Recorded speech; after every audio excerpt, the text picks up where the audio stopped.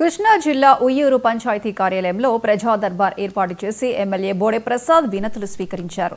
రోడ్లు, డ్రైనేజ్, వృద్ధాప్య వితంతు పెన్షన్లు, వీధి లైట్లు, రేషన్ కార్డుల పంపిణీ, ఇళ్ల స్థలాల గురించి ఎమ్మెల్యేకు పలువురు వినతి పత్రాలు అందజేశారు.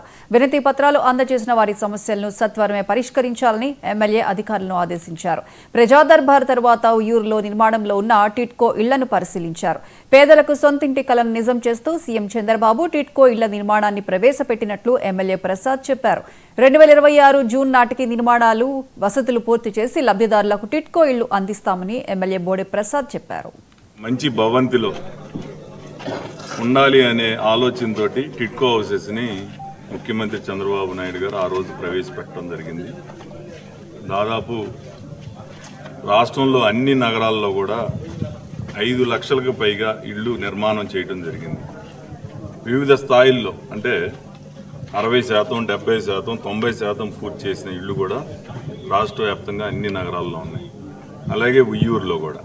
అయితే 19లో ప్రభుత్వం మారినప్పుడు వీటిని పూర్తిగా నిర్లక్ష్యం చేయటం జరిగింది.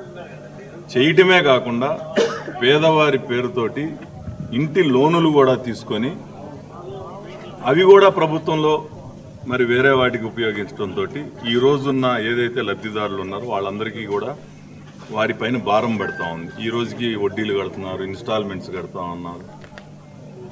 అది గత ప్రభుత్వం చరిత్ర.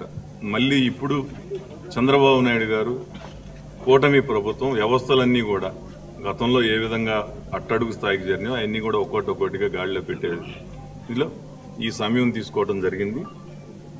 ఈ సమయంలో ఎల్ఎన్టీ వారు ఈ నిర్మాణ సంస్థ ఇక్కడ ఇది నేను మంత్రి గారితో కూడా మాట్లాడితే రాష్ట్ర వ్యాప్తంగా కూడా ఏదైతే ఈ నిర్మాణంలో ఉన్నాయో అన్నీ కూడా ఒక షెడ్యూల్ రిలీజ్ చేయడం